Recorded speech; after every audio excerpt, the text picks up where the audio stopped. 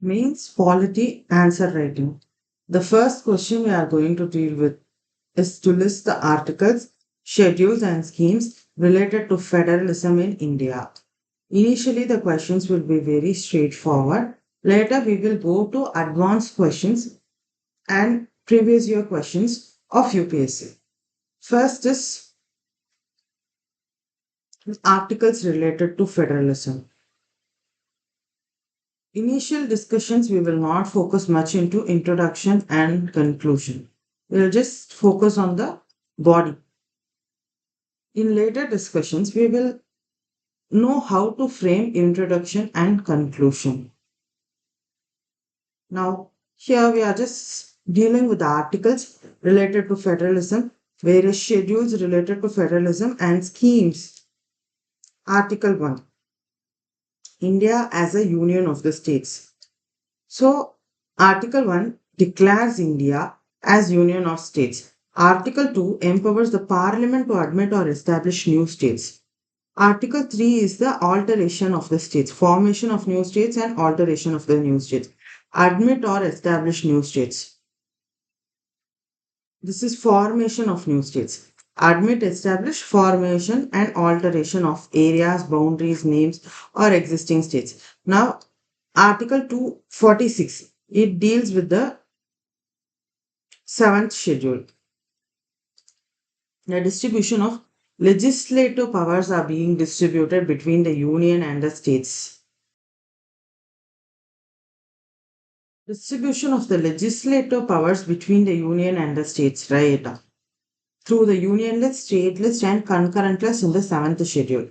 Article 248 is the residuary powers vest with the parliament. Actually, the legislative powers are mentioned in Article 245 to 255 of the Indian Constitution. In that, we have Article 248 where the residuary powers it rests with the parliament. 249 is parliament has the power to legislate with respect to the matter in the state list in the national interest. Article 250, Parliament power to legislate with respect to any matter in the state list if it is a national emergency. If the proclamation of emergency is an operation. Proclamation of emergency, it describes national emergency. Article 352. Article 252 deals with the legislative powers of the parliament when two or more states by their consent and adoption of such legislation by any other state. Article 254.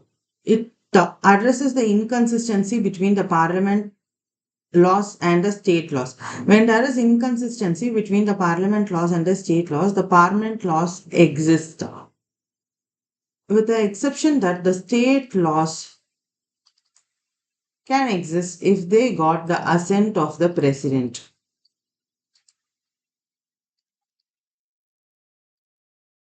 Article 262. 2 and then we have a 6. It is related to the interstate rivers.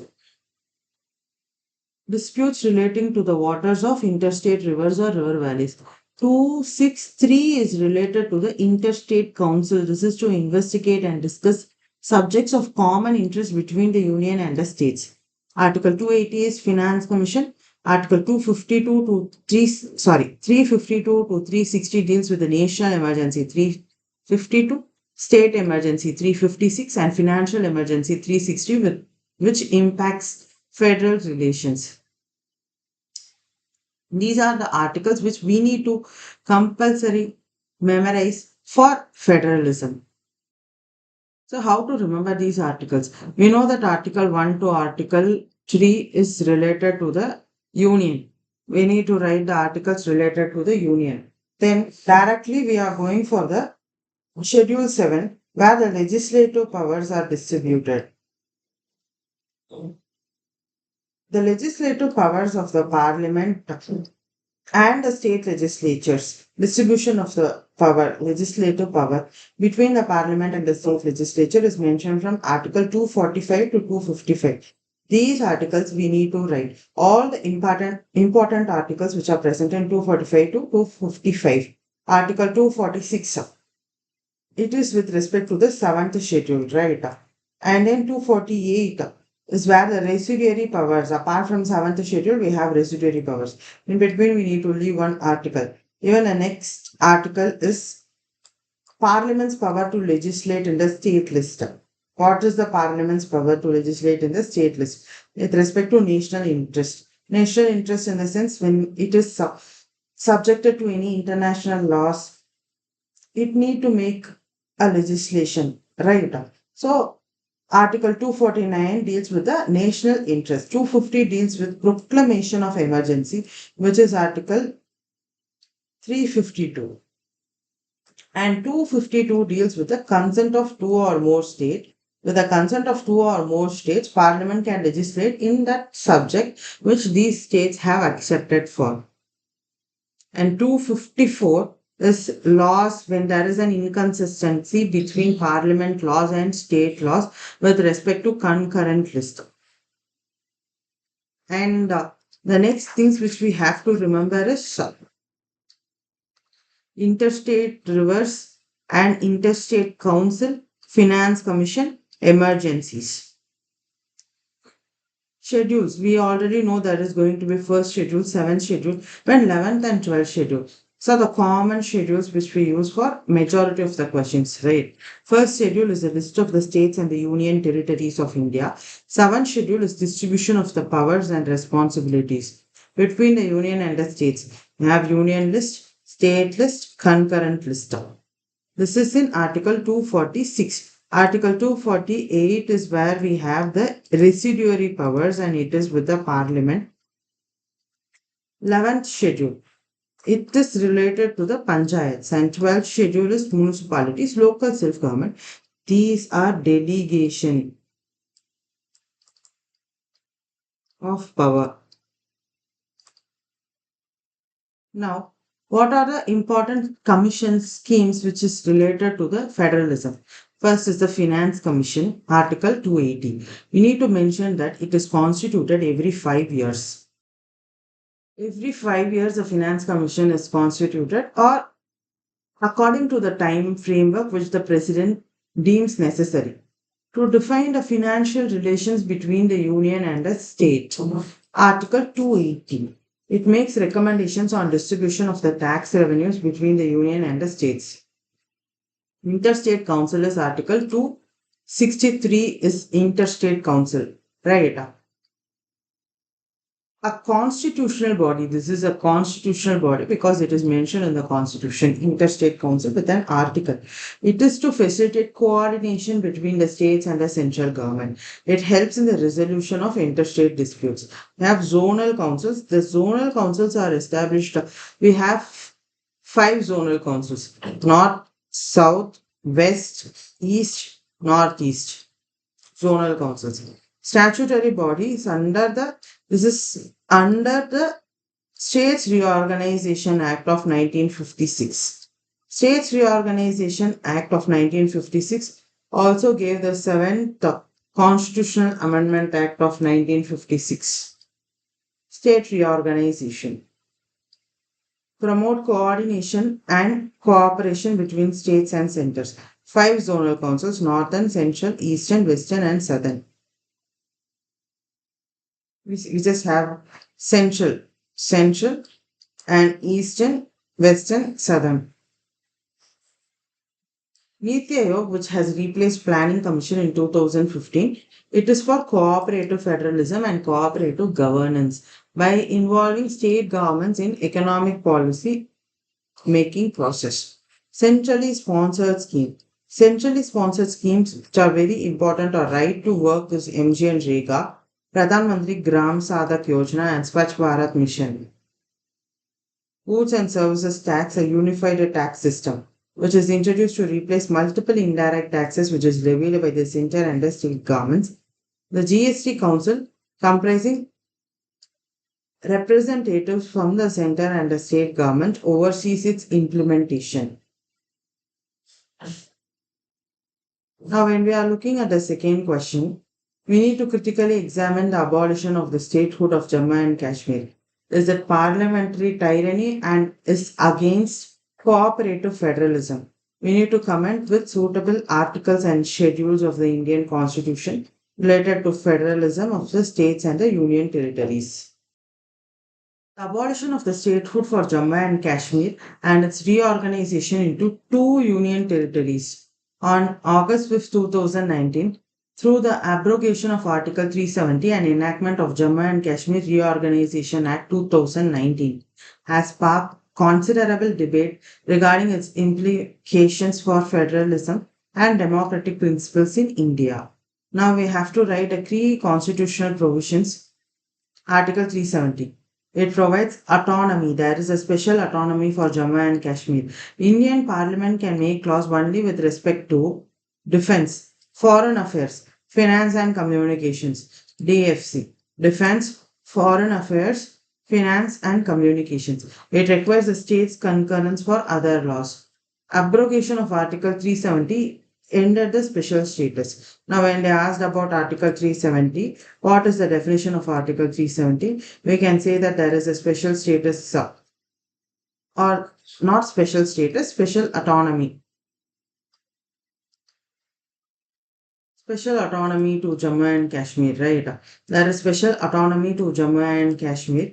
It limits the Indian Parliament's power to make laws for the state except what is except defense, foreign affairs, finance and communication, and states concurrence is required. This is what we say Article 370. We also have Article 3 where the Indian Parliament to form a new state alter the boundaries of existing states with the requirement to seek the views of the affected state legislature. Here there is a requirement that the president seeks the seeks the opinion of the state legislature. In case of Jammu and Kashmir, the state legislative assembly was dissolved and the state was under the president rule. The consultation requirement here was bypassed.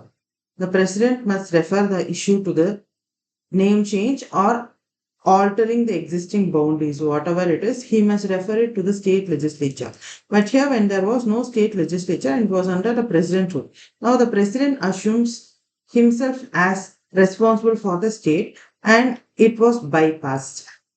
Schedules relating to the union territory, obviously, we need to write about the first schedule and seventh schedule. Now we have to critically examine, which is against the abolition of the statehood bypassing the state legislature's consultation. This is because of the president's rule. President did not, the state legislature was dissolved, right? So there was also president's rule. Therefore, this consultation of the state legislative assembly was bypassed. It undermines the democratic principles and federalism. They view it as parliamentary tyranny where the central government imposed its will without genuine local representation. Central government's will was represented and there was no genuine local representation. The use of Article 3 in this matter without the presence of a functional state assembly raises concern about the central government's overreach. And this is also against cooperative federalism.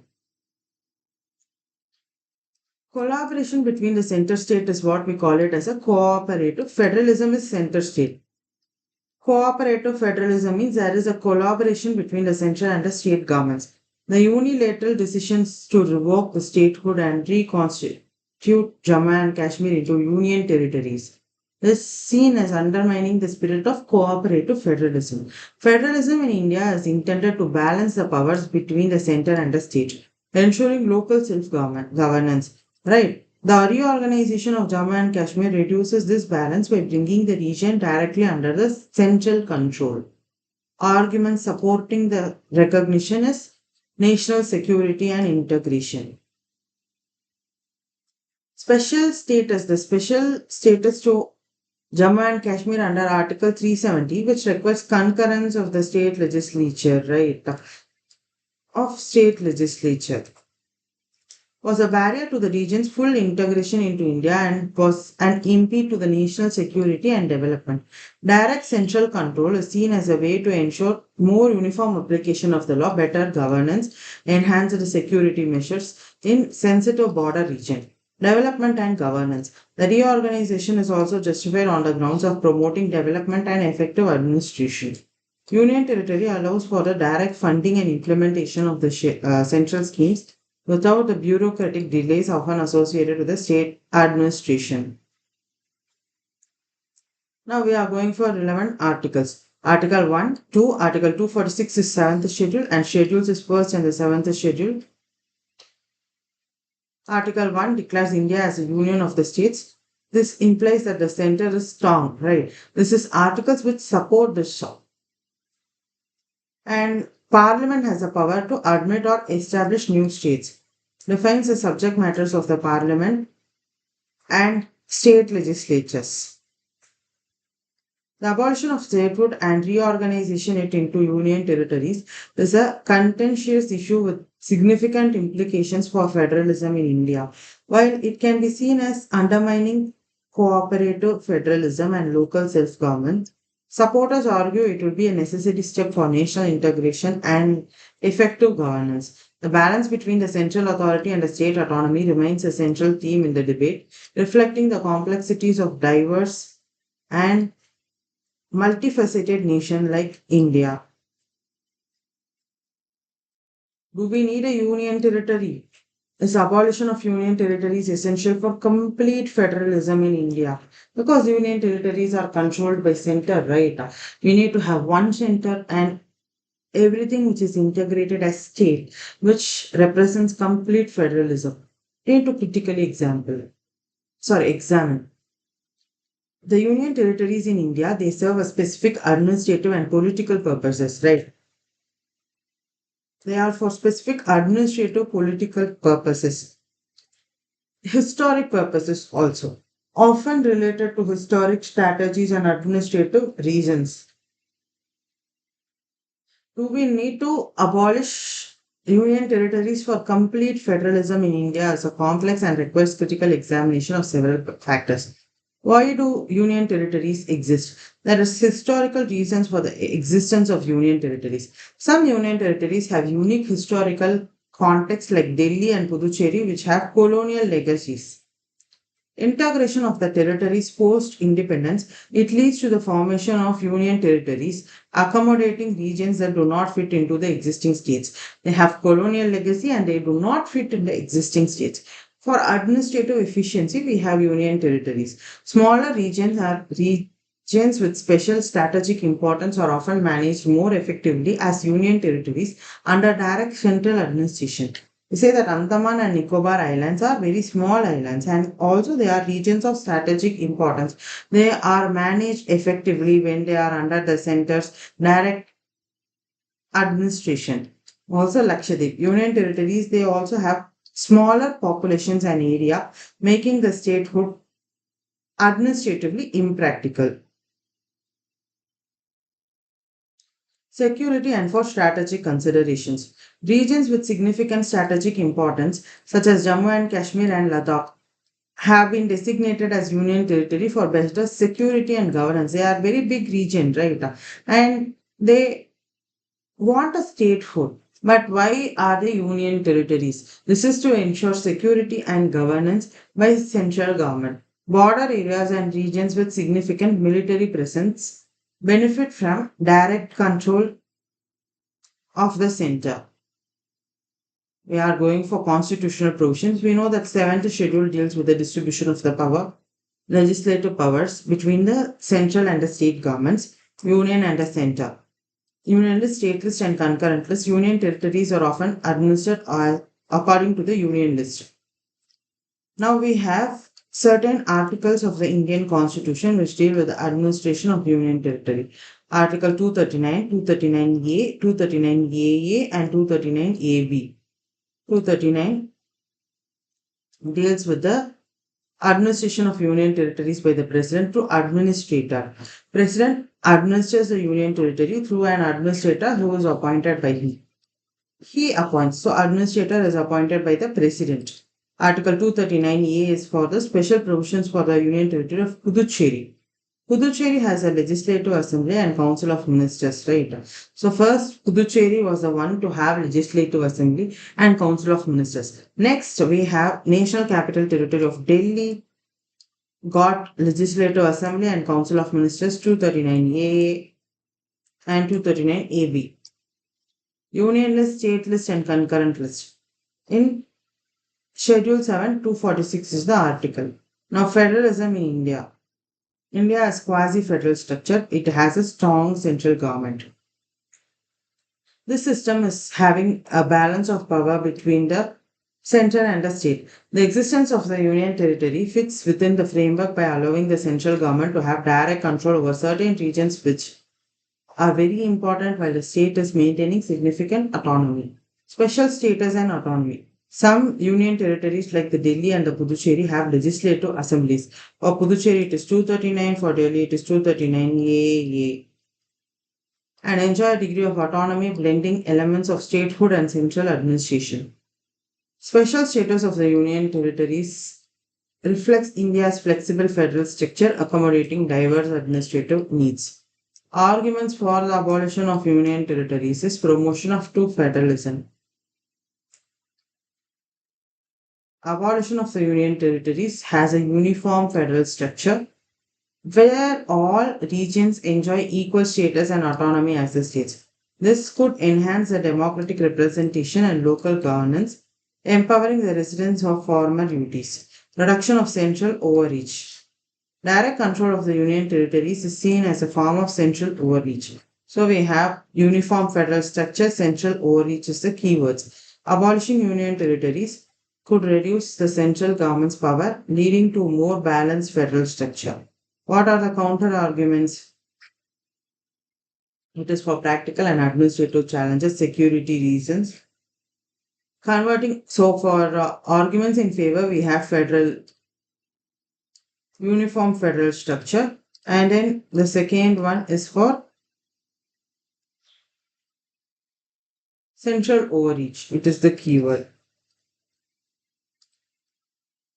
We have two keywords related to this. Now, what are the counter arguments is for practical and administrative challenges. Example, Union Territory of Delhi and administrative and of Puducherry. We have strategic importances, Union Territories of Jammu and Kashmir and Ladakh, Lakshadweep, Andaman and Nicobar Islands for strategic and security concerns.